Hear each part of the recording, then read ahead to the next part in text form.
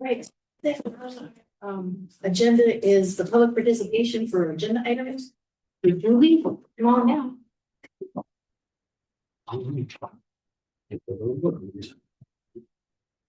Good evening, board. Just have a couple questions tonight. One is on the supplemental contracts. If you could explain how an administrator qualifies for a certified supplemental position, just be interested in knowing that. For the Huddle contract, it's a 3-year contract, but it's been said that we're going to the new conference in 2 years, if I understand that correctly. So my question is, does the new CDC conference require Huddle? If not, then can we adjust the contract to save that 10K plus? And my last question was, why do we need to pass a resolution to participate in the ELPP program when we're already in it? I didn't understand that, so if you could explain that a little bit. And then I just want to say congratulations to Joy on her retirement. Joy, as always, thank you for allowing me to see you.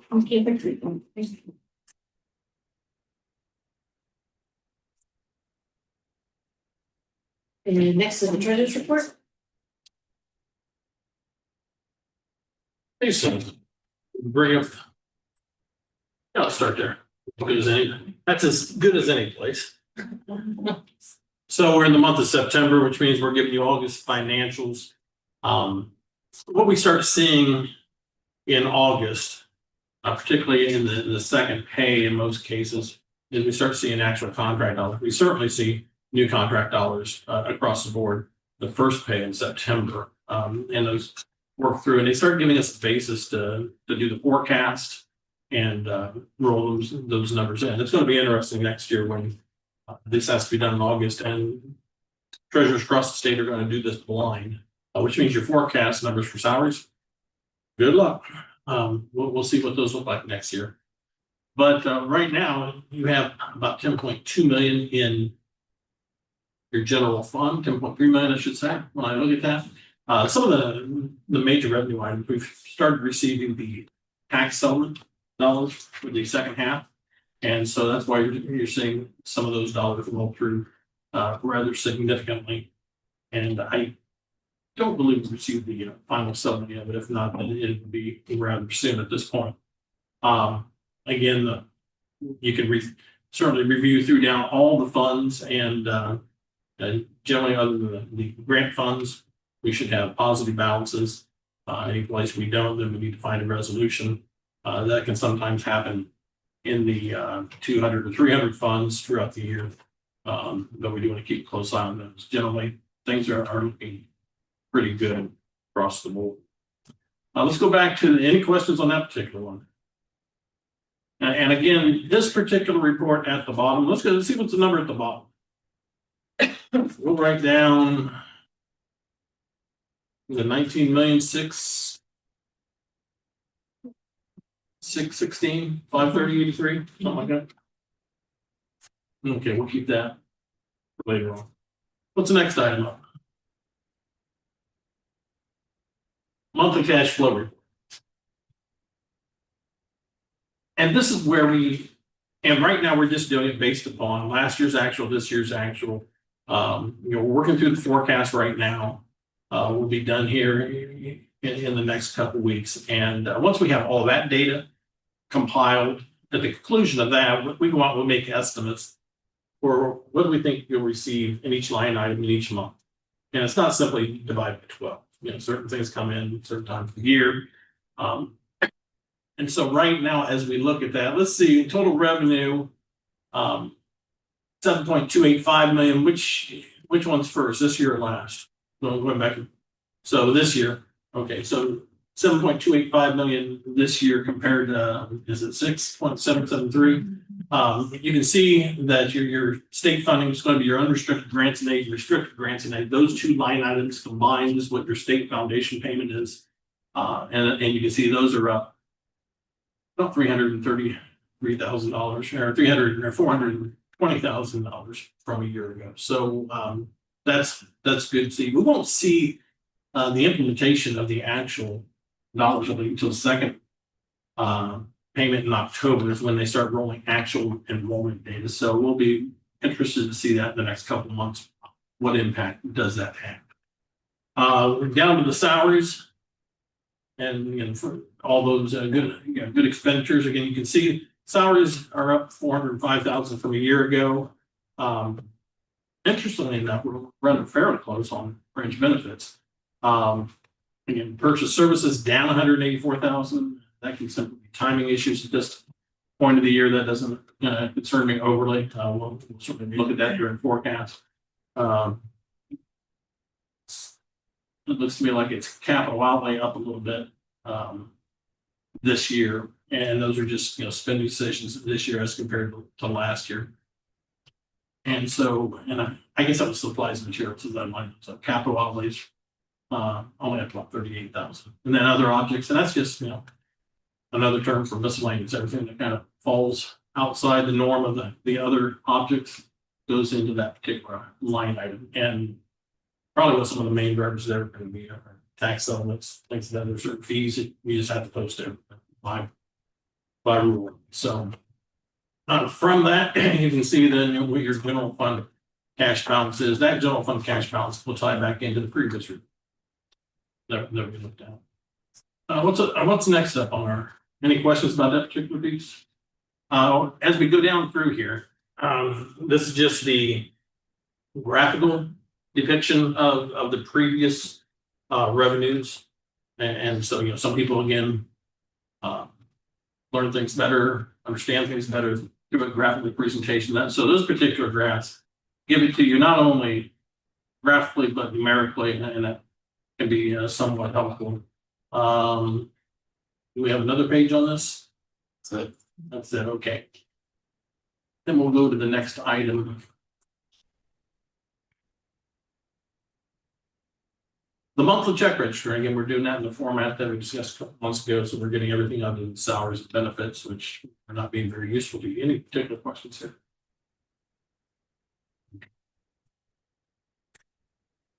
We'll go out of that. And so we're at the time of the year where, we came back to you in probably the last meeting in June, and we did some temporary appropriations just to get the year started for the first 90 days. So we'd like to update the certificate of available resources. We don't have to bring this particular thing to you, but we'd like to do it. And that's really the first step when you're doing appropriations and financial planning. What are your available resources? That's the starting point. And so if you flip or click on this, it's going to show you by fund. What was the beginning balance? What do we anticipate the revenues to be? Well, perhaps where the encumbrances and what's available. Again, that gives us a good starting point. Let's flip back to the next one. The next one's permanent appropriation resolution, which we have to do by September 30th in all school districts in Ohio. So we're going to click on that. And we appropriate by fund. You can appropriate whatever level you want. But school districts across Ohio, almost all of them do it by fund, because that's the level to which you're held on your books on keeping things in line. So you go more detailed than that, things get a little sticky during the year when you're trying to do things and create problems. So if we go and let's rotate that right there. There we go. Good thing, because Jenny's going to correct her neck for a minute. General fund. These numbers actually are very close to last year's expenditure, which is somewhat deceiving when you think about it, because what you had happen was we had a significant transfer to the 070 fund last year at the end of the year. It was 2.3, 2.6 at one point. It was three numbers. It was significant. And so that was in there, and we're still coming fairly close. So you are experiencing increased costs, and you'll experience at least like we said, probably 14% in salaries this year compared to last from what we're seeing. We'll have more details on the rest of it as we go through it. And some of that's due to additional hiring, due to a growing district and to be expected. From the general fund, we go down through all the funds and what we're looking at. Now, we have other reports, and I think probably one of our favorite reports, they call it revenue worksheet. And it gives us a 3-year history. And we can get line item detail by fund and it gets fairly detailed and gives us some trends and we can, in short order, go down through those and figure out where we're at. We get into the federal grants, we're going to use what are the allocations for this year, those types of things. So it's a fairly straightforward process to get to your appropriation measure at the end of the day. And that's what we have before you, part of the approval tonight. Let's see what's next up. Yeah, it was a busy month, guys. That's all I can say. So yeah, you're getting your money's worth this month. Miami County ESC. And school districts use ESCs to participate in shared services. Perhaps there are positions that are difficult to fill. Perhaps the ESC can do it more economically. So that number in this district, 2.5 million change. You're certainly welcome to click on that and look at it if you want. So what you have is an estimate as to what they anticipate this to be. There are some additional items that occur beyond this, but these are the meat and potatoes of what we do. The vast majority of these items were on the list last year. There are a couple things that are new. When I looked at it line by line, not that there weren't some increased costs, because every year there are, but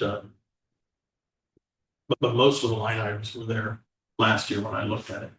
I believe the next thing we might find, I'll let you go back and look. That's just a statement of work. I mean, you're certainly welcome to look at it, but it's more of a menu without prices of services that they provide. And the reason we want the estimated costs out there is, well, one, we need to have a basis for how we're going to do the recording of those expenses when they come into the state foundation. So, when we approve this, we're also approving a $2.475 million deduction on the state foundation, which will cover the vast majority of this cost. Last year we had about $300,000 in change that we owed them at the end of the year. It's just because the numbers weren't meshing up.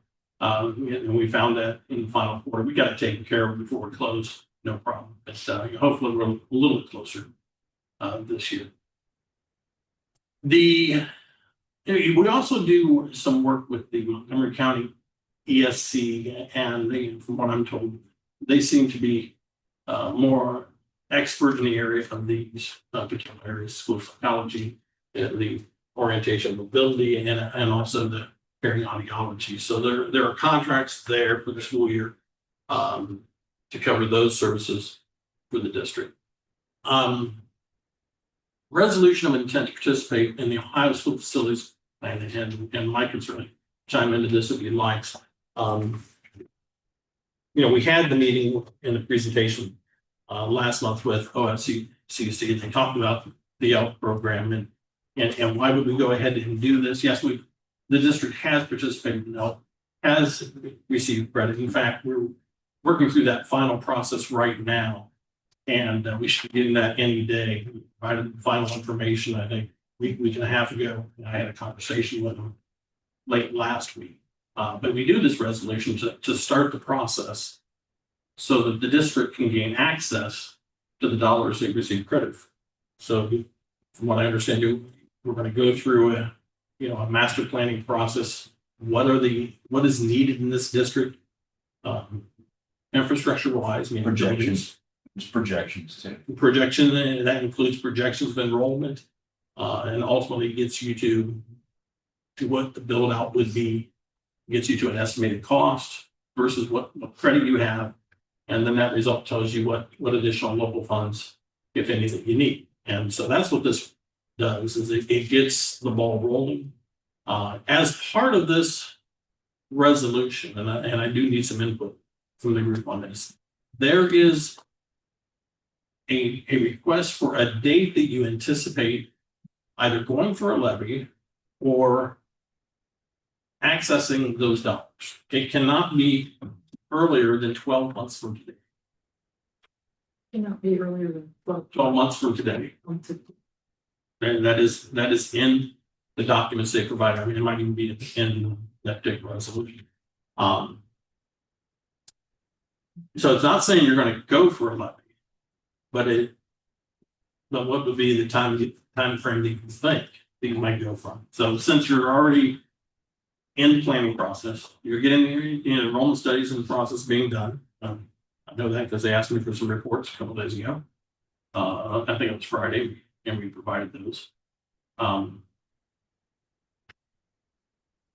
logical date might be November 3rd next year. It could be anything you guys want. I just throw that one out there because it made a little bit of sense to me as I looked at the dates. But again, that's something you guys should discuss at this point, but we do need to put a date in when we send. And it's an intent. It's an intent, yeah, you're not locked in, but I didn't want to. They do require a date. They do require. I worked with them. So I didn't want to answer that one on my own, that's why I throw it up to you. Think about that for just a second, finish the final 2 items, and then we'll come back for an answer. The approval of certificate availability, another way of saying late purchase orders as you get to it. And so we click on that a second time, I think maybe we can get it. And so we had a couple of requisitions or invoices come in. Might have been a case where we had canceled the PO, but in any case, more than $3,000 needs to have them now certificate. And again, what's this? Well, the last thing would be the consent approval. So I guess at this point, I would ask that we discuss and if we come up with the date previously.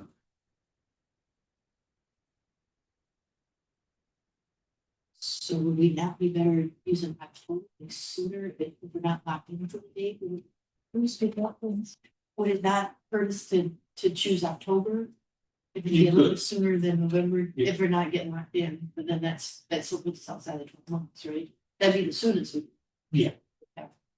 But my understanding was that you maybe were throwing out November because that would be an election day. Yeah. So that would be the date that it would actually be on the ballot. If that's If something, that's what we choose to do. something you have to do.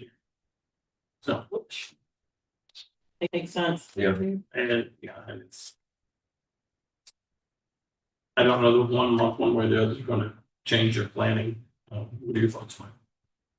No, I think it'd be November, because it'd be a bond issue. My opinion. Yeah. Get a photo. So we haven't really talked about all that, so we're gonna definitely need some more time to spend on that because. I would have said, maybe we could table this as we talk through things, because I don't believe that this has been. I didn't get a feel last month that this was something that needed to be done immediately. When, Well, FMD and OFCC said we both had to get this done, passed with the resolution so we could get access to information. But, I mean, it's up to you, we can table it. And doesn't it take them like 3 or 4 months to get it? Well, when you get into a construction program, at least, in my experience, you're gonna have a full year in doing the design, getting community input, getting staff input, figuring out what, after you have the information, you have to build X. Whatever X is, it's gonna take a year to figure out exactly how's that building going to look. Then it's gonna take you 2 years to build. So again, you're not locked in. This is not a vote tonight to say you're doing a levy. That's a whole different process. This just allows you to get access and help from OFCC. I do. Because I've gone through this before in another district, because. You don't want anyone to think that you're saying, okay, November of next year, before we've talked about it, we're putting something in writing, we have a ballot issue. That's not what you're saying, but the way that this form is structured, it just causes confusion in school districts, but it's not our form, it's not our requirement, and unfortunately, this is what. Require. But it's better to have it and not need it than need it and not have it. Is that kind Yeah, of- because you don't do it, then the process just kind of stops. They can't access their information if they don't have this resolution, is that? And my understanding from listening to this, if the board doesn't indicate a willingness or a desire to move forward, then they're gonna be like, well, we'll get other districts. It's kind of the message. You're waiting for our number to come back. Yeah. Yeah, This would say, you're not interested. Right. That's what they said when they were here. But could you just delay it a month so that I don't know, so that there was a little bit more time to digest the information, I get that. Is that what you're wanting or Oh. hoping for, or? Well, a couple things that Bob said, maybe I missed it, there was a lot of information last month, but I don't recall them saying we had to do a new one to get our money.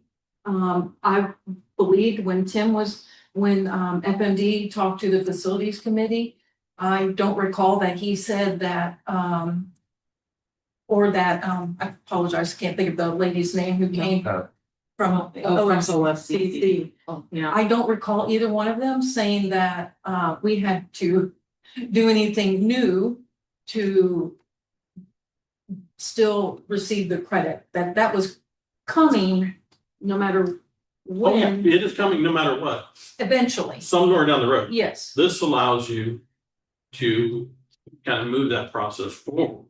At this point, you get the planning in place. Okay, I just, when you said that, I just wanted to make Yeah. sure that it was clear that by doing this, it wasn't a direct tie, that's not the, I was gonna say that they also just talked about, the next step, if we chose, would be have to be a local funded initiative, and that didn't seem to come up as part of this resolution that we needed to do that for that. As well, this is what they sent us and said, this is what we need and to move forward. But the numbers that I saw last month, as I recall, the lion's share of the local aid share is, you've already done your 20. I mean, you're getting Right. close to your 20. Yeah. So now, certainly, construction costs have increased. So we go through the process and there, I don't know, maybe there's 4 or 5 million you still need to look. I don't know what the numbers gonna be. None of us do until we go through and get through that schematic design and get some numbers. And so that's what this really does. It gets the planning process rolling. And to me, there's no reason to slow that down because you want to really kind of move through that. And so you can work with the facilities committee and then move forward with, probably even an expanded committee. If it becomes clear that you're gonna have to build, and I think everybody seems to be fairly on board that, space is becoming an issue. Do you have any experience with what happens if we don't do something by that November or October or any date that we pick? Nothing. Correct. I can tell you from experience, I've been in a district that they put a date on there, came and went. They continued, took longer times, and they still aren't on the ballot. And that was 3 years ago. So you're not committed to it. And again, we don't even, like you said, I think you said, we don't even have to put anything on the ballot. It could go on forever. And I wondered if, because I believe we would have had to have done this before. I just wasn't on the board at the time, but why would that have expired at this point? Why wouldn't it still be valid? And why do we need to create a new one if that one is still open? Is really what And I don't know that it is, because what they're doing is they're closing out the original ELP is what they're. But she also said that we have not completed our project, so wouldn't this be part of the old then? No, I think what you're gonna see is you're gonna have the new enrollment, it's gonna indicate, okay, what should be the square footage in this district for buildings to accommodate that enrollment. And then you get a master plan that tells you, okay, what does that cost? What is 80% of that cost? That's what the state's going to pay. The 20% is going to be the district share. Now that 20% number, is that higher or lower than the ELP credit, which they're just about to certify to us? And that's in the 20-some million figure. Is what they're gonna come back. So that's what that is. So this will give us access. Help me understand. This will give us access to new numbers, new data based on current projections and enrollments versus when it was done previously. And it was those numbers and those enrollments and those projections. Because all those numbers change, yeah. It would have gone off the old facilities plan, right? Because we would have a new. No, yeah, because that original, we all can agree that original enrollment, that's out the door. I mean, I'm sure attained that and more, whatever it was. And so now you got the new development coming in, but we need to get some numbers from them and see, long range, where is this headed? And what kind of space do you need? And what I continue to hear is we're tight on space. Based upon where my desk is sitting right now, I think that's true. And based upon where I saw today where it's going to be sitting, it would appear to definitely be true. So I think this just, helps the district, helps in their planning process. Again, doesn't tie into anything other than getting help from OFCC and the architects, which we need, because nobody around this table is the OFCC construction. So that's what we gotta have.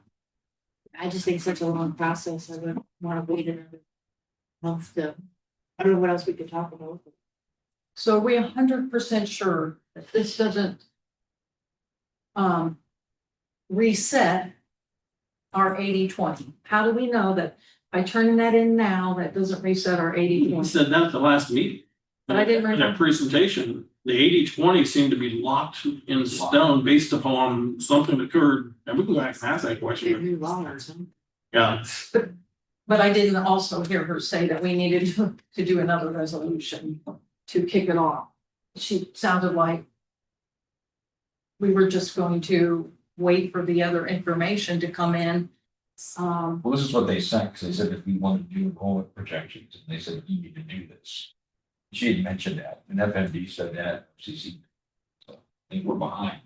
I mean, you're gonna need a building at some point. Of course, I mean, that's obvious. We're not debating that part. I just want to make sure that when we do this, it's for the right reason. We don't. Just give us information that we're not locked into anything. yeah, from what I heard last month, nothing's gonna change the 80-20. It's done. Would we be in a position where it could be better than that? I didn't get the impression from listening to what they said that it would get any better, because that's what I was listening for. Could it get any better? Because it was already, right? It was already better, yeah. And all it's saying here is to, that the school district is planning to expend local resources to achieve a separate distinct part of the overall master facilities plan.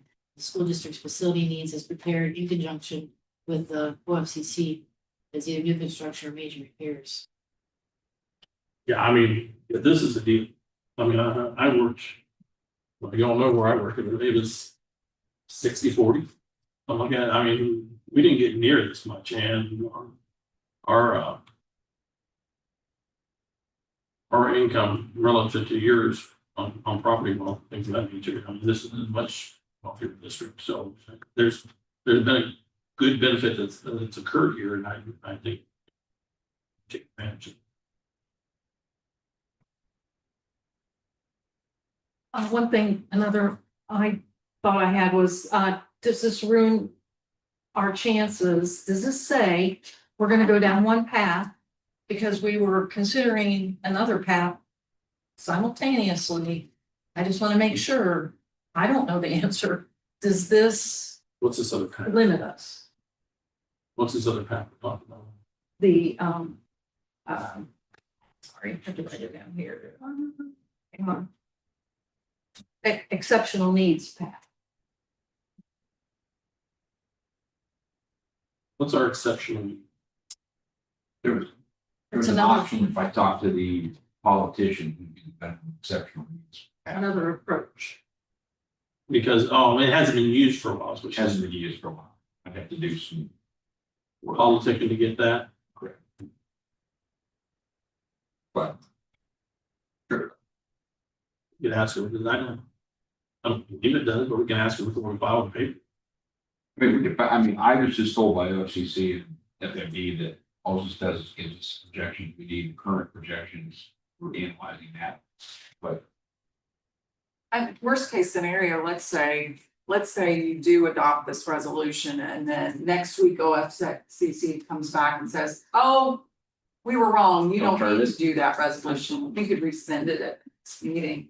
But if they're telling you that, yeah, but worst case scenario, you rescind it next meeting.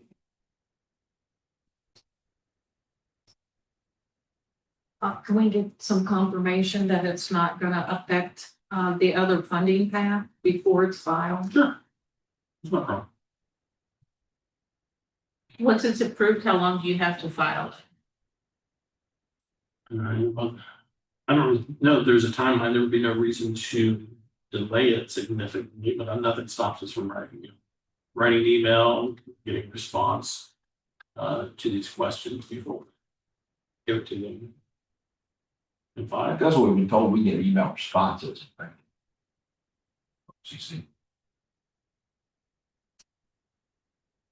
So your question, to make sure that I'm clear. Here's some.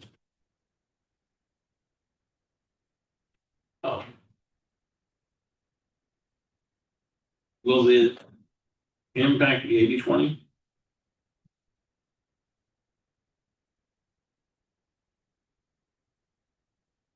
Well, that was one of the original. Exceptional needs program. And, well, will it, Does it limit us to only taking this approach to funding? And not going ahead with an exceptional needs?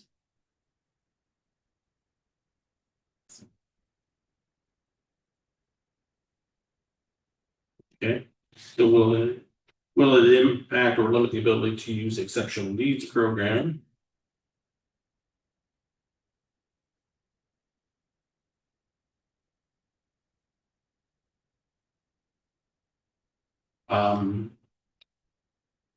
Is there any chance?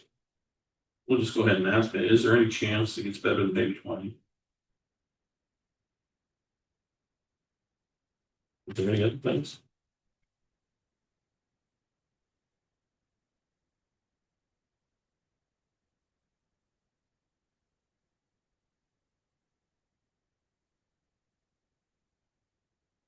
And we can craft that. Let you look at it. Think about two.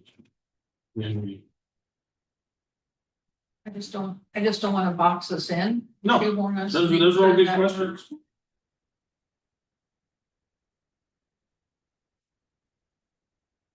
Right now, everybody use the 3 November date, is that what we That's agreed up to you on? guys. I'm sorry. Did we agree on the 3 November date, is that the date we're gonna put in there, is that a Tuesday? It's the next voting.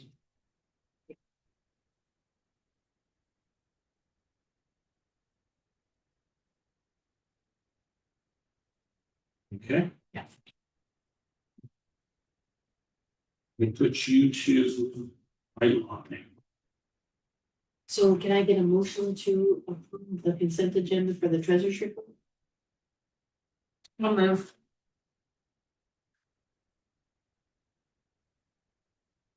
Thank Any discussion? We can take roll, please. Mrs. Leskowitz? Yes. Mrs. Butler? Yeah. Mrs. Donahue? Yes. Mr. Beef? Yes. Mrs. Kipling? Yes. And I got the superintendent's report. Hey. Want to pass it down? First thing I want to do is, Director of Operations, when you get this, it's, highlight of what Jamie's been up to, during the district since he took over. There's, 3 pages tight, but if you look at the front page here, this will give you the overview. And we've got, about band of football trailers purchased, for our programs. Again, we did that because we're trying not to nickel and dime, keep asking for fundraisers across the community, things like that. We were able to do that. So that went well, I'm very appreciative. We're still recruiting, hiring, trying to retain bus drivers. Obviously, there's a shortage, just not just here, but across the state, across the US, actually. We got a new, point of systems sale at service stations in 5-6 lunchtime, because the 5-6 got different, standards and 7 through 12, so they got to go to a different lunchtime.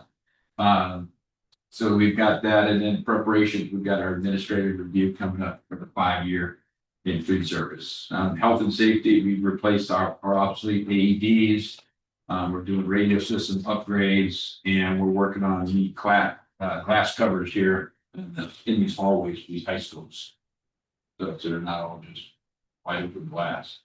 Facility and grounds, farm lot gravel resurfacing projects complete, filter conditioning. We're looking at off-campus wrestling facility. We really don't have any room for our wrestlers anymore. The basement's not big enough, provide what we've got. So we're looking at options for that. New property purchase, we are officially, owners of the, new building, correct? Yes, close Saturday. So we will, start to move that in. They're working on the, chart for the timeline for everything that needs to get done, and we get moved in down.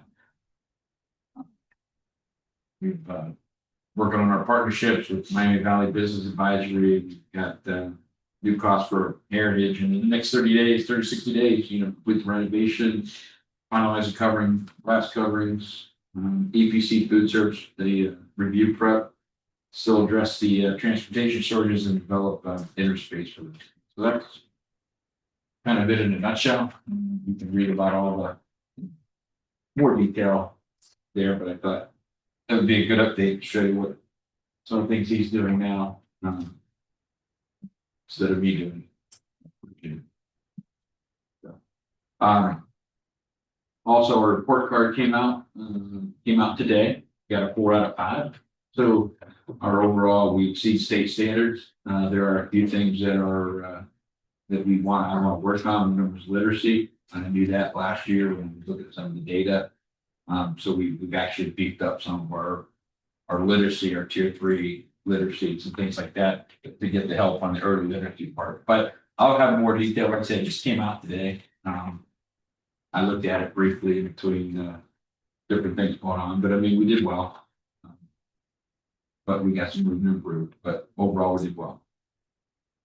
Couple shout outs. I know it's early, but we got Hayden Hatfield and Zarina Nimatila, both 8th grade students. They've achieved literacy accomplishment by having their creative writing selected for the publication American Library of Poetry. Prestigious recognition showcases their exceptional talent, dedication to craft such young age. Their public works will serve as inspiring examples of student achievement in highlighting a strong creative writing program. So, congratulations on that.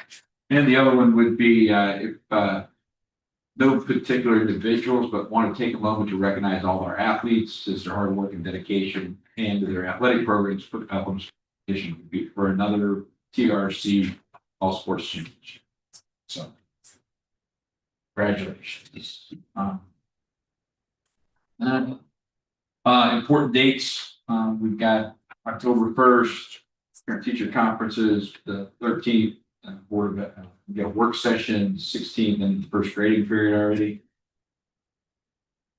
Thursday, 2-hour release, and then no school on October 17th. That's that. Moving on to certified personnel. Anna Sampson, gifted coordinator. She's done this since I've got here. Now I'm just approving her gifted coordinator stipend. Employ with certified personnel substitutes. So Donna Clements and Megan Madden. So Heidi Henning was one of them. She went into the classroom. If you recall, she's now a full-time teacher here. And those two, I said that you leave them on here. Supplemental contracts, Alicia Gross, BMS Science, Thursday School Monitor, Allison Heisey, Resin Mentor. She got missed. She should have been approved for the 24-25. We approved her this year, but we missed her last year. So make that right. And Amy Henry, 7th, 8th grade student council. And then the 3rd and 4th grade math advisors. Those 4 listed there, and stipends depend on steps. Salary adjustment, Victoria Ogg, bachelor's plus 150. We went through her transcript. She actually had 172 hours. And leave without pay, Elena Dill, 51 days for she's maternity, the FMLA at that point. And then Joy, her retirement. So is that teacher? So I talked to her. She's very excited. Wish her all the best. Been here a long time. And that is that's what I have for that. And yeah. Can I get a motion then to approve the consent agenda for certified personnel? Hello. I'll second. Any discussion? So Mike, can you tell us what is our current enrollment and how much has that grown or decreased? Current enrollment is probably 2,500 kids, probably. ADM, all kids in. Even kids. I don't know. About Pretty good.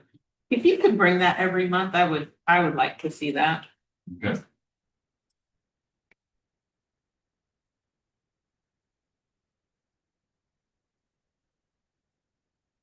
And I was gonna ask about the 2 subs, were they hired through, the, Dedicated staff. dedicated staffing? No, we kept them on here because they've always been here. And I told them that when they came in, they'd stay here. Okay, And Heidi Henning, one of those, she went to classroom.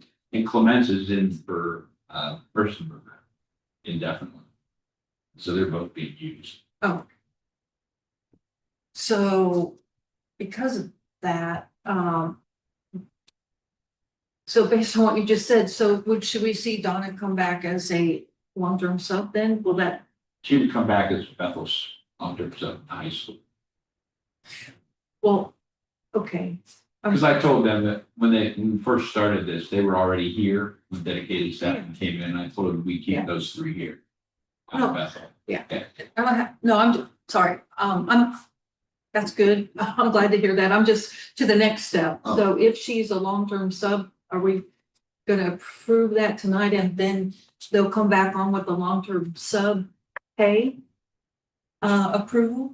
Yeah, she's already, her and Donna Clements and Megan Van are already hired as long-term subs, as building subs for the year, like they were last year. I just didn't Right, but remember. will it turn into a long-term sub position? Once they reach the threshold of those days. So we could see them come back for as We to could, approval when as first a the long person term. comes back. That's what I was trying to get to. Right. And Congratulations to Joy. yeah, Yay. Well deserved. been a long time coming. You've been here an amazing amount of years and going to school here as well, so.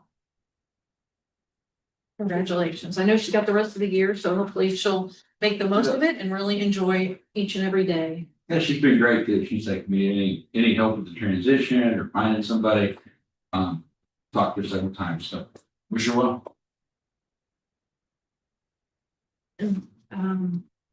Did you? There's something else. Sorry, just scanning here. So I know there was a little bit with the supplemental that's on here for the weight coach. Excellent. Well, it's under the multi-seasonal position though, under the item. At least unless I'm. Right? If you Oh, pop yeah, that open. you're right. Yeah, and so I had asked that question too about this position and was told that, it has, it was offered to all the staff and it was unfilled.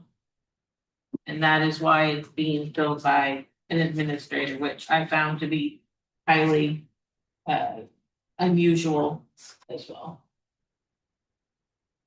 Is it allowable within their contracts to do that as a, Yeah, I mean, we have Administrator? like, Chase is still our baseball coach, Gary teaches is our football coach. It's just not been filled and legally, there's no reason, I mean, he could do it legally. But nobody's filled it for 2.5 years, just went unfilled. so, this is all after work, right? No work time involved, no regular business hour No. days? So he would be exempt probably, so he's more things never. He doesn't have work hours necessarily. Yeah, He's salaried, but yeah, yeah, no, I'm, no, I get what you're saying, no, he's not gonna, yeah, outside of the 8 to 5 or 8 to 4:30 or Yes. whatever, yeah, he's got, I mean, you just saw what all he's doing now, he's busy during the day, so. right? No, but you're right, it'd be after work. After business day.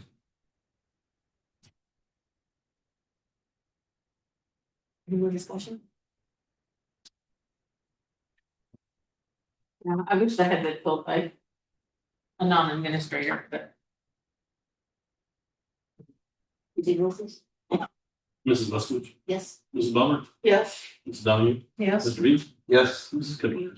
Yes. I'd like the board to employ the following classified personnel. Brandon Davis, second kid custodian, Rachel Hardenberg, fourth grade special ed aide.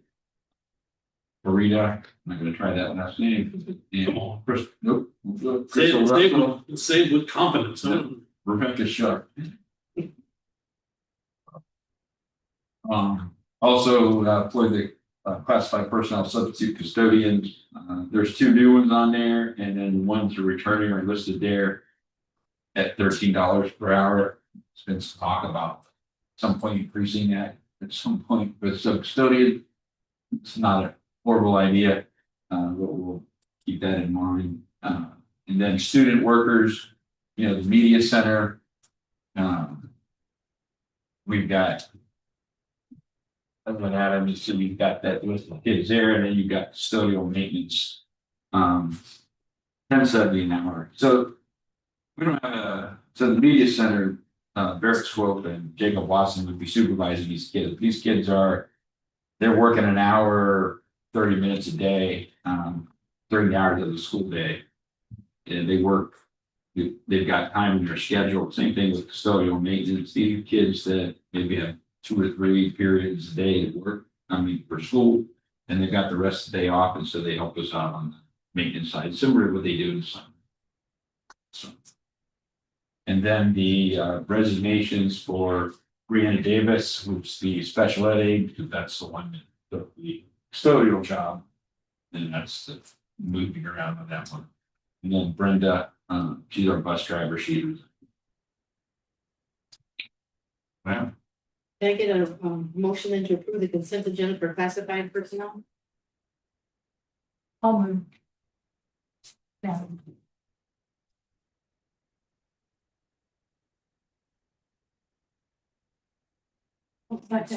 Any discussion? Yes, I appreciate that the kids are spending their study hours helping out, but I don't know why they're not volunteering. I mean, it's great to get paid, but we should lead and ask for them to volunteer. It's always again, it's responsibility, I understand, but I think there's also value in getting kids to learn to volunteer, that they don't always have to be paid for every hour that they spend, that it's good to give, especially back to your school. And I just wish that these were not paid positions. I know that me personally, when I was in high school, I went and mentored math in the elementary. I would never have thought of asking for money for that because that was my duty back to the other kids. Community service, and we do have that as a, I don't know how many hours that is, as a junior, that you have to fill out the form and say you've done the community service. I think it's like 8 hours maybe, if they still do that. Last I know was 5 years ago, so. But when I mentioned this to my son who graduated in 2025, he said, why would they pay anybody? We just did it because people asked us to. And they were lucky. Mrs. Lawson was very sweet and would give them a candy bar maybe at the end of the week if they moved heavy boxes of copy paper around all day upstairs to the elementary office and this and that. And so they looked at it as a reward for being caught up in their work, having study halls, and being responsible and knowing that they could be trusted to be in the hallways without getting in trouble and doing exactly, what they said they were going to do. So we don't pay everybody who helps out in the guidance office or the secretary for the admin. So again, I just wondered if, we can't just make these volunteer positions. That's my reason. So I can ask. I mean, I don't know with the climate the way it is, I hear what you're saying, I just don't know if the kids would stay or they could work it. Actually, I don't know the answer. So why do they have so many hours in their day to not be in class? I mean, like, why are they not?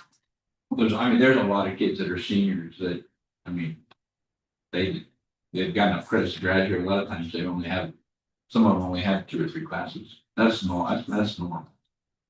And so so if they didn't have class, what would they be doing? The, Like I think some. Early- don't maybe have early second days. period. Come in first thing in the morning and they leave early.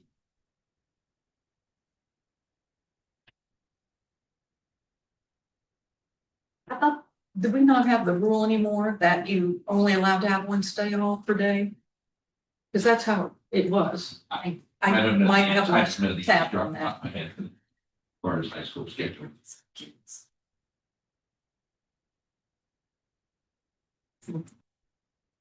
Yeah, I mean, I think that I hear what you're saying now, and I think that it can be a slippery slope for then the students that are helping out in the, administrative offices and those types of things, maybe, in other ways, and can be a can of worms in that regard.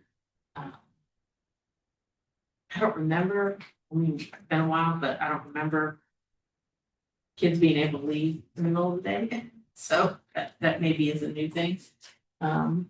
So Just the 7th or the last period, if you don't have a class and you have a study hall, then you can early. you can put in an application and request that. Anything else? Anything else, please? Mrs. Leskowitz, Yes. Mrs. Butler, Yes. Mrs. Donahue, Yes. Mr. B, Yes. Mrs. Skipper. Yes. Yeah, I'd like the board to, policy 2000 credit flex first reading. So the reason this is on here, we've had several requests from organizations to look at our credit flex policy, whether you consider archaic or whether there's other things out there that kids are doing. And the only reason it's on here now is we are going to put it through the policy committee on September 30th. But I've got a lot of requests from community members across the board this past year, even some last year in spring, about, what are some things, our kids do this, our kids do that. And I talked to the guidance counselor at the high school. And they're going to look at it as well. But I wanted to get it on the docket here to say, let's take a look at this, get your input as well. There's things that kids are doing out there it may be worthwhile of them to say, they train, they do something worthwhile to say, it may be worth it to take a look at offer credit, other than just, the PE. I mean, things have changed a lot. So that's why that's out there. It's basically a community, with a lot of community input, asking about it. Whether it's various different sports or activities. And some of them are pretty strenuous. I mean, they train, they do things, and why not recognize them? So that's why that's on. The bus stops, those have to be approved up to 30 days after school starts. Usually a reason we wait because first couple of weeks they move around, they change. We're now at a point where we've got them. I'm gonna go look at one more tomorrow, but if I have to change it, I will. I gotta check that out. But these are bus stops that are approved. We're supposed to approve those. I don't know if we've always done it in the past, but they're supposed to be approved. So that's why they're on there now. Payment in lieu of, that's the normal. We've got. So we're not going, we deem that impractical. We can't do that. And as far as huddle goes on the huddle contract, this is a 3-year contract. It's a multi-year contract, not gonna talk. It's a multi-year contract to be board approval. And according to Ohio High School Athletic Association, with the medical accomplishment, we have to have. There's a bylaws. It's multi.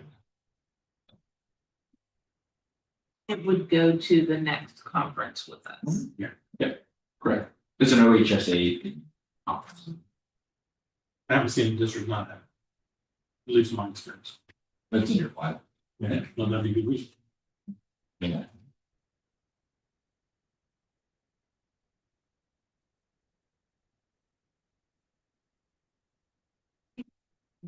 So can I get a motion to approve the consent agenda for business items?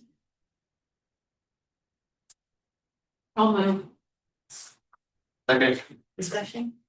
Yeah, I have a couple of things. So is Huddle the only business that offers this? That's the one that's required by bylaws in Ohio High School Athletic Association.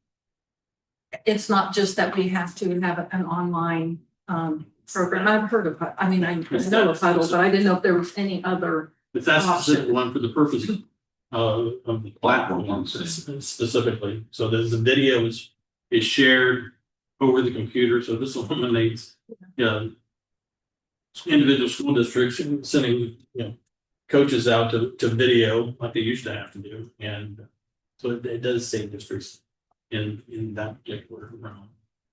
It's required. So they have a pretty good monopoly on it. They do. They've got a good gig. So on the policy, there wasn't any indicators as to what is being changed. Yeah, well, I wanted to open up for discussion. I want to know your thoughts on But it says it's been modified already. it. It was modified. September 8th, 2025 is what it says at the bottom.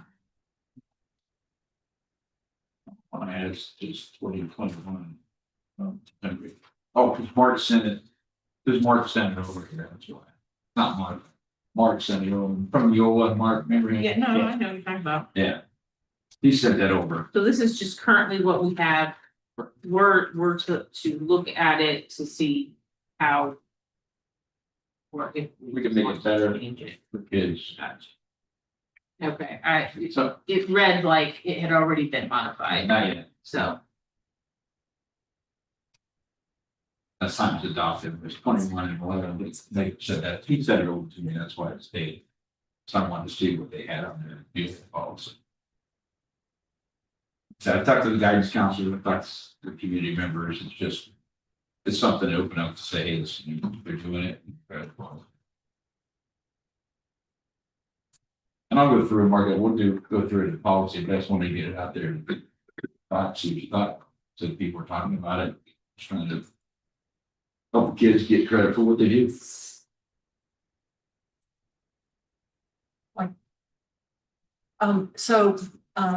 A note, what time is the meeting on September 30th, please? Yeah, 1 o'clock. this is the first time I'm hearing about a meeting for the policy committee, which I am a member. I bet you got up there. I said I would not chair it, but I Oh. will still be involved with it. So, yeah, I will send that to you. I'm not available that day. So. Unfortunately. And then we expect Thank you. that you will bring it into the work session and Yeah. review it, and that'll be the first reading Do the work session, you do the second one at the board meeting. at the board meeting. It's a good idea. Yeah, I want you guys to take a look. Yeah. Absolutely. Like I said, it's a request from community members. Right. So, and this would be for any course or, I mean, or That's something we have to flush out. specific courses? I mean, because that could be a real, you know, So I think the big side had people reach out to me on this one. It's the select ball teams, it's the trap shooting team, it's the ballet dancers, the gymnasts. Boy Scouts, Yeah, they take a lot of training and take a lot of classes. okay, but yeah, if they fall into this then too, whatever, they would, these guys were looking at it from the standpoint of in lieu of their PE credit, so they have to take a half of a year of PE credit. And so rather than taking gym class for a semester, they wanna apply their time doing these functions for their gym credit. And a lot of kids do that. I mean, it also frees up the schedule a little bit. so this is really for PE. Yeah, that's what initiated. Now, I didn't know about Boy Scouts, I mean. Well, you could have somebody in a community band Mhm. if you're playing in the Troy City Band. I mean, it's good to recognize. what they Or do choir. outside of school. Well, Right. This band already, the marching band already has that as an option Waive, to yeah. waive that credit. And I think cheer, it's all it's the sports within the school. These guys are the ones taking it outside of the school year that they want credit for. So they don't have to take gym. But we have to make sure we cover everything. Yeah. Correct. Oh, yeah. I didn't pick up the PE part of it. I was just thinking, Yeah, well, that's why I was Classes. asking if it was for like, you know, PE credit. so really this is just for Yeah. PE at this point. Correct. and then I'll just say, and are you done? I'm sorry. I was gonna say, and it's bad on me, and I didn't get to go check it out. I don't recall us approving the bus stops last year in a list, and I don't remember it the year before or the year before. Yeah. And it's probably bad on me, or, Yeah, it's supposed to be approved. okay, I've done it every district, but it's a stat, I mean, it's in the statutory requirements. 30 days. normally we were told that they were posted on the website for the parents to go look at, and that was it. So, thank you. You're welcome. Good thing we didn't do. We're getting it. So just to clarify on the policy, we'll have the committee meeting on the 30th. We'll bring the updates to the PE credit to the work session as a first reading, and then the second reading will be at our meeting. Okay. And what time did you say was that meeting on the 30th?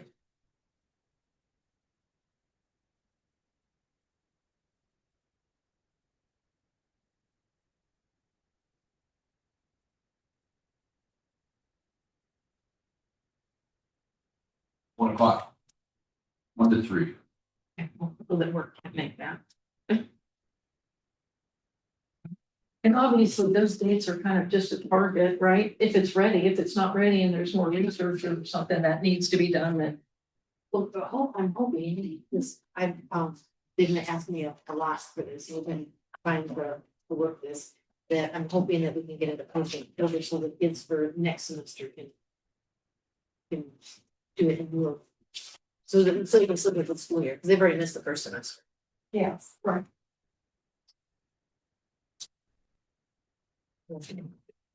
Not to rush it if it wasn't ready. That's all I was saying. Right, I just said those dates, but if it wasn't ready, then right. there's November. Yeah, And it'll still make it by the next semester is, Oh, probably, yeah, I don't, however they do the schedule. Yeah, I don't know when they can change the schedule. But hopefully, so now this will give you time to digest it, if that, I mean, that was the intent of the PE credit, basically. This will give you time to digest it, and see it rewritten in the work session, and then see it again. at the Meeting, so. That gives you 6 weeks.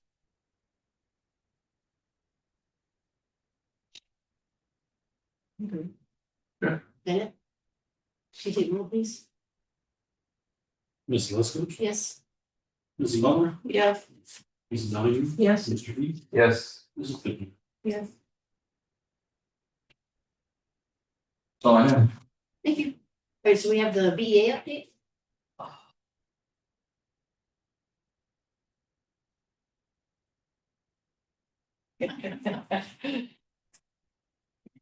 Oh, sorry. It's been a long day. It's been a long day.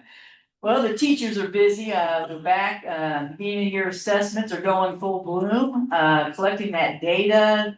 That's being analyzed, so we can better serve our students to meet their needs and to help drive our instruction to make sure.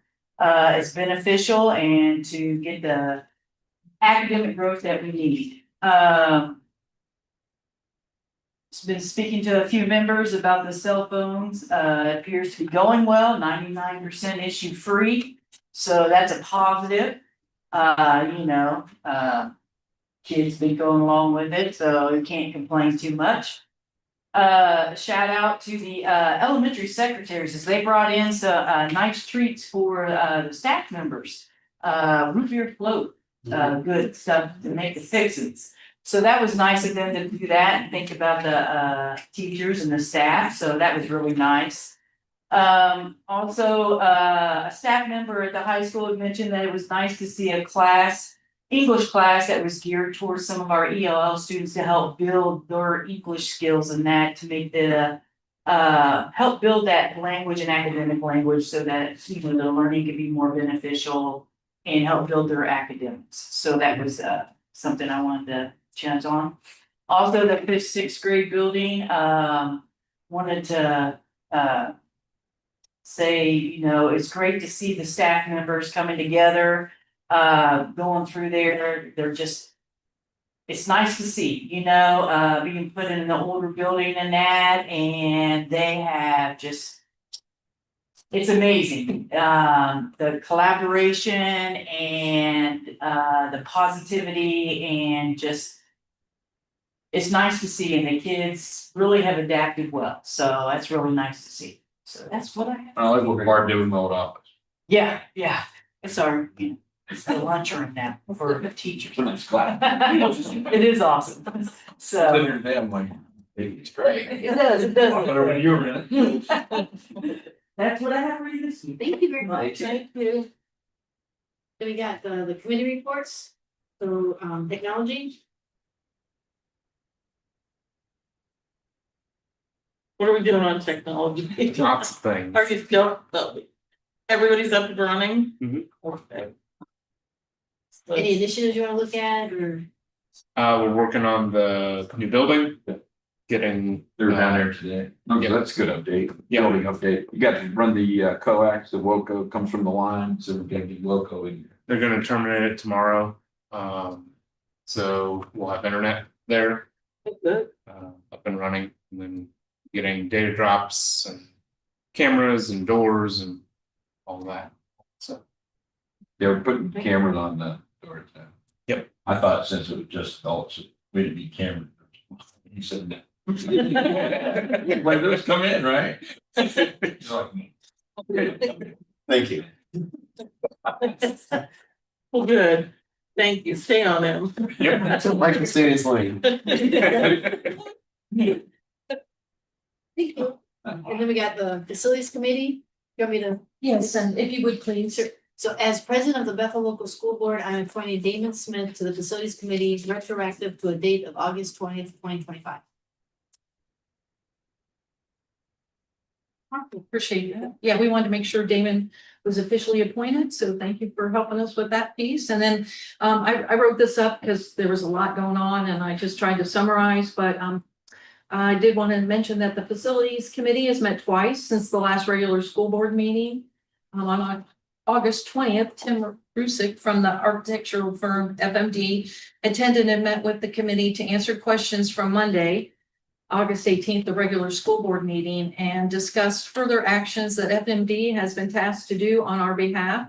Some of those tasks include working on a master facilities plan for Bethel, assisting in preparing a strategy to gain additional funding through the OFCC with exceptional needs information, and working with an outside company to estimate new projected enrollment for the application, to name a few of the items. In addition, FMD will coordinate with the OFCC while continuing a simultaneous ELPP path. If I spelled that wrong, sorry. Sorry. Collaboration headed by Damon Smith is drafting a letter on the rationale reasoning as to why Bethel believes it requires exceptional needs funding. The team reviewed that then on September 10th. Damon sent that out a couple days ahead of us, and those that were able to attend the September 10th Facilities Committee meeting, we had a chance to review together the draft letter as a group, and then we also came up with a few suggestions and recommendations for additions to this letter and other items for campus site plan and potential layout were discussed and added to the potential needs list. Those are just a few of the highlights and some of the actions and discussions that we considered during the meeting. If you'd like, please look for the Facilities Committee meetings on YouTube if you want to listen to the meeting in its entirety. Also, if you'd like to participate, we have our next two meetings set up, October 8th at 6 p.m. and November 5th at 6 p.m. here in the Media Center. And thanks to Jason for always coordinating so that we can go live, and appreciate his extra time in setting us up for that. And then Shelley for helping us to schedule the Media Center. So please come and attend if you can. I'm sorry. Oh. Make it easy to summarize. My shorthand's not that good. Thank you. This list for Dana, didn't you guys want to put a list of tasks for Dana? This is not space. Yeah, we'll pass that around. We put 10 or 15 bullet points in. Finance Committee? So, we are probably gonna meet in October 8th or 9th, so we're finalizing the date. Academic Committee? Well, the report card came out and Mindy's, are you going over that? Yes. And we'll get, Mr. Mark Fuller going over that. Probably in October, we can have some meat for a meeting, you think? Maybe. Maybe? Sure. Okay. End of October? Oh. And then it didn't serve a purpose to have a meeting until we had data to look at and to work with, so. It's gonna be going forward really soon. Yep. Yep, It will. put some wheels on this. Oh, It will. Yeah, Ramp up. yep, thank you. Any more on the Policy Committee? Were all the members of the policy committee invited to that meeting on the 30th? I don't know if that's the one that they would come to, because that's the one with Mark, right? And It's then, with Mark, yeah. and then we have another one with. Who was on the policy? I thought it was a three. Donna. Donna was, Oh, but Mindy. Mindy was, Melissa Furstenberger was, and that's it. And then, and then us. The other two never came, they said they couldn't do it. Right. So. So the one on September 30th is not for campus, they're not for community. I don't know. you can come to it. I'm unaware, all those folks, Furstenberg and all them, when they put on. We've met a couple times. We were always on it. Last meeting I was at, is when you said you Yeah. didn't wanna, and then I haven't since. Right. You wanna come to it? Sure, maybe. I mean, I'd like to be, if I can. Yeah, But if it's not one that's for the committee members, it's for something else, then. this is actually, I mean, this is two packages of updates. With the Neola rep. So we've got two updates to do. Oh, you're gonna still be going through Neola? Yeah, Okay. yeah, that's who we do our policy with. Let me get back to you, Donna. Let me get back. I want all the names of those people on that committee. I don't have those. I think I met with you once here a while back, and then but let me get all those people's names again. I just hadn't heard any. Well, yeah, that's because I don't have all the names, but it's fine. That's why I asked the question. Jackie should have had, Jackie has all the names though. Okay, It's just those three, and then. that's- we'll talk about it. We'll get that rekindled. Okay, And can the public come to those or no? yeah, I would assume if that we have them, we'll get through the two updates and then we'll. Let me see who all's on that. We can have a meeting in the evening to make more sense. So, Yes, I don't think you want everybody at the meeting with. not with Mark, but I mean, like I said, Mindy's working during the day. I mean, people working, we have a meeting in the evening. Go over. So you get flavor for what's going on. Okay. And I'll that's get it. those on me. And then, public participation, we have Julie Reese.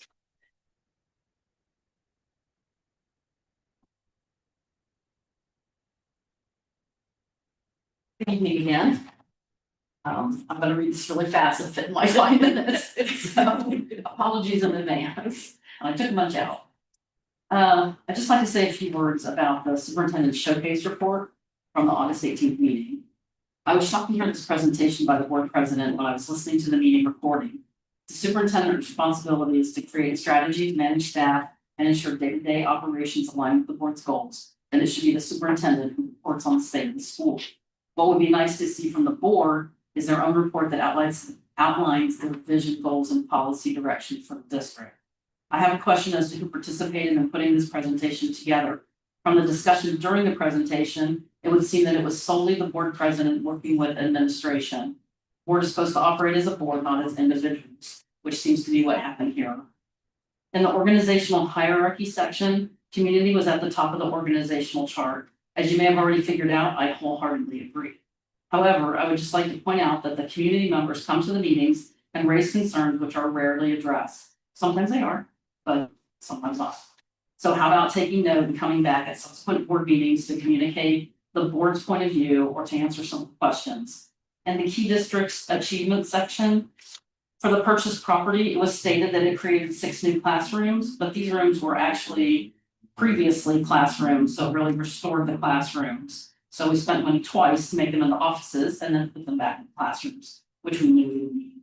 The presentation stated purchasing the property avoided over 500 and 900,000 trailer rental expense. The cost of the building was 260,000 down in the corner.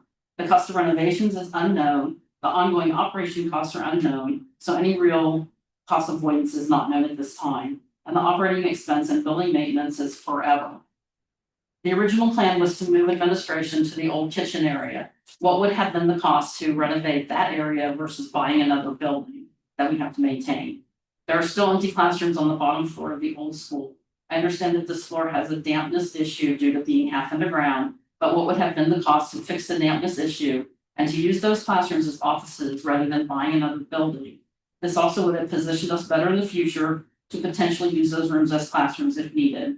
During the leadership section, it was mentioned that having the superintendents present in the building was a big plus. So how is moving him down the road away from the teacher, staff, and students a key achievement?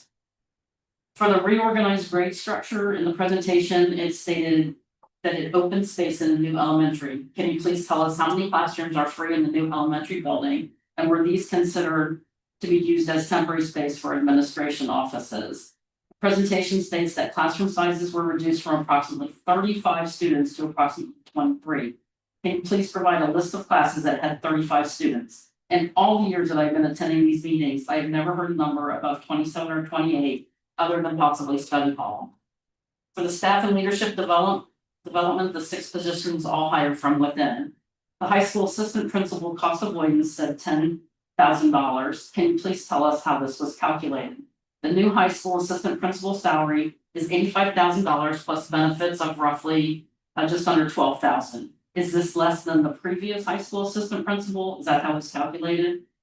For the elementary assistant principal, it said there was a 2-year cost avoidance of $200,000 plus. This seems to be calculated as we are not replacing the elementary assistant principal, at least not yet, but the elementary was downsized to K4, and now we have an additional principal for grades 5 to 6 at a salary of $92,000 plus benefits of roughly $13,000. So it seems to be an increase of about $10,000 over the 2-year period, not a $200,000 plus savings. For the director of student services, it was stated for an additional $5 a day, we got 50 additional work days and eliminated the ESC curriculum director at a cost avoidance of $80,000 plus.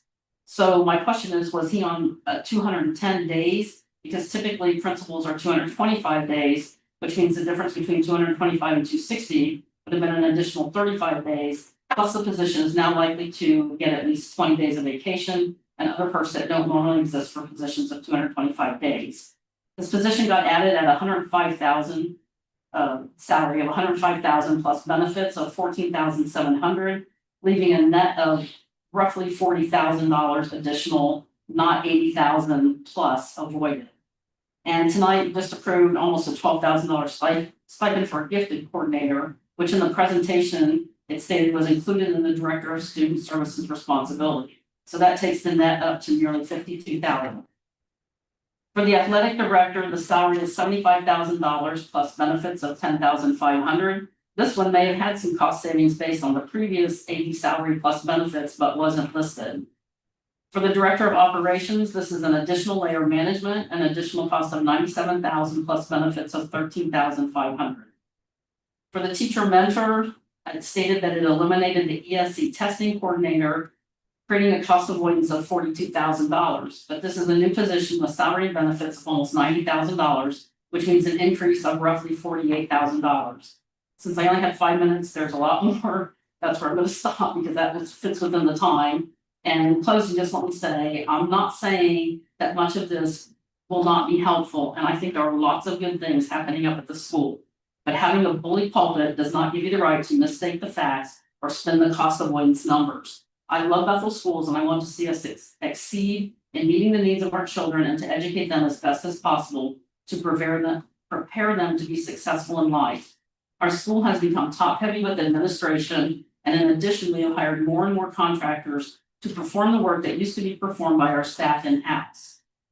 But the number of positions are increasing, not decreasing.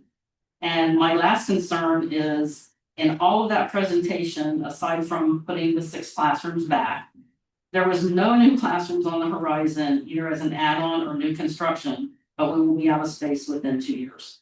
Thank you for allowing me to speak. Can I get a motion to adjourn?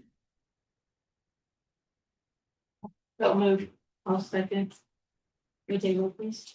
Mrs. Leskowitz, Yes. Mrs. Butler, Yes. Mrs. Donahue, Yes. Mr. B, Yes. Mrs. Skipper. Yes. Who said? Hmm. Said. Move. We got it. Right.